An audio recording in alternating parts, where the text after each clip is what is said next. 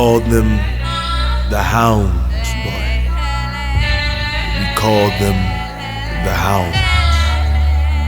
They always find a way to track you down. We re-evolved. You know, I know before I came into this, I was on my shit, you know, me. How do I get where I need to be? You know what I mean? It wasn't a collective thing, us as a people. So when you re-evolve as a person, your outlook on things become different. You know what I mean? The way you behave and the way you move become different. I think shows in action the re-evolution of self makes you the revolutionary. And just to jump on that, just the whole aspect is selflessness. That's one of the biggest parts about being a revolutionary is standing front lines, protecting 1,000 people that you might not even get gratitude from. But the key word is definitely selflessness. Yeah. And all day when you say revolution, to me, my first thought is revolt. So it's just a physical term, you know. It's not a lot of words to define revolution, you know what I'm saying? That's why, you know, one of the greatest lines the brother said was the revolution will not be televised, you know what I'm saying? And hard to say that today, you know what I'm saying? Even like so for what we're doing right now, but we're speaking, trying to grasp an understanding amongst the few, right? You know what I'm saying? But yeah, it's a physical standpoint, you know what I'm saying? You don't stand for anything, you don't stand for something, you'll fall for anything, you know what I'm saying? We all know that. So it's all about what you want to stand for, what you gonna value. We all value the wrong things. Like, so I'm ready to live for anything and I'm ready to die for any fucking thing. You know what I'm saying? If I gotta stand on my 10 toes about a damn hot pocket in, you know what I'm saying, in Walmart, I'm finna die right in that pocket. You know what I'm saying? Die about it. Yeah. Live for it and die for it, you know what I'm saying? So you brought up an interesting topic, kind of like even how you kind of see revolution even within our own community. Because, you know, standing for this, you not only have to deal with threats outside of our community, but you also got to deal with threats within our community. You know what I'm saying? So how you feel about that? Yeah, man, and that's good thing, yeah, man, because as far as how we have to even do our patrols, like a lot of people don't get the point, even like what I say, my generation or younger, things like that, they, why they doing that, man, them white folks gonna do this, white folks gonna do that. It's a fear that I don't have that you don't, that you have, and I'm trying to get you to get over that shit. You know what I'm saying? Conquering fears. Same reason why a black person upset or have fear when they see another black person with a gun, when they see another white person with a gun, they feel that that's authority. You know?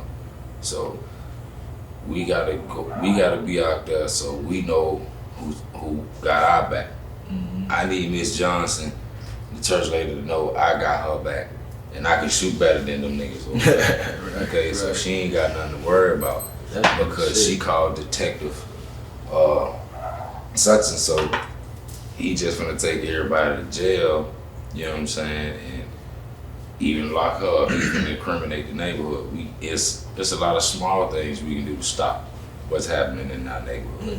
You know what I'm saying? There's a lot of people we can go stop. You know what I'm saying? It's not a lot of things that's happening is just not out your hands. You just gotta step up and be a fucking man. That's all it takes. You know, the things that happen in our community, they happen because, for the most part, the men are absent. You know, they happen because, you know, fear-induced absence. Like I said, you know, people too afraid to confront a clear threat, you know, to their own safety, and want to assign the responsibility to somebody else. Right. So we're gonna call 911 into our community, you know, people who don't care for us, right, who don't live in the community, so they don't really care about safety. They disengage. They have an obligation to us. They owe us nothing. And then it just creates a us versus them atmosphere. Yeah, and they're supposed to be helping us, Right. saving us, but it does. It never. Well, let me not say never, but clearly in a lot of situations, that's not what ends up happening. Right. And so, because we fail to address issues such as who's dealing drugs in our community, who's Touching kids, prowling, who's doing dirt, who's criminal, and the men in that community refuse to unite themselves and organize themselves together in a way where they can address these threats and eliminate them from their own community, which would in turn eliminate the use of U.S. law enforcement in your community. Because look, if you look at any other outside community outside of the black community, you don't hear about things happening in the Asian community. Why? The Chinese Benevolent Association uses its own force in one way or another, or influence, to keep that stuff out. Because what it does is it creates a negative narrative of who you are to the rest of everybody else, the rest of the world. And so there are only two motivating mindsets that exist, and that's fear and love. And we only do things out of fear or because of love. And so, we find ourselves here at this impasse. Right. I mean, I think that there's a lot to be said about the amount of fear and what it causes us to do, from man all the way down to, how we raise our children. You know what I mean? And this society, this American culture, is one of the biggest things I like to touch on, is the fact that they kind of like promote fear. They bombard you with fear mongering. You know what I'm saying? They give you fear every single week. Yeah, like in your newscast, you know what I'm saying, on your social media or this. Right. So once you get somebody afraid, you feel me, you could get them to do anything as long as they're afraid. The original definition of terrorism is a government that rules by fear. And because all of the media, the radio, the magazines, the newspaper, ultimately are controlled by one of 6 corporations, then it's easy to control what people think, how people feel, what influences their day-to-day decisions by what they're reading, seeing, or hearing. They understand the way the brain works, how the body sends messages and understands different things based off of the influence and environment that surrounds it. Basic stimulus applying to the senses, you know what I'm saying? Right. So they've done their homework on us. They know what foods to target with poisons, because more than likely that's what we're going to be eating. Right.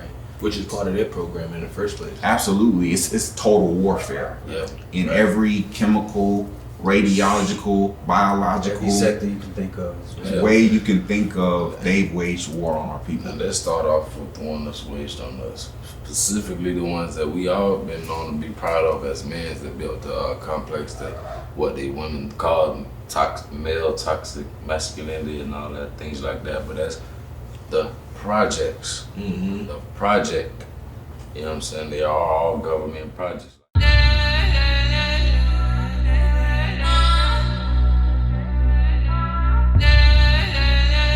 We called them the hounds, boy. We called them the hounds. They always find a way to track you down.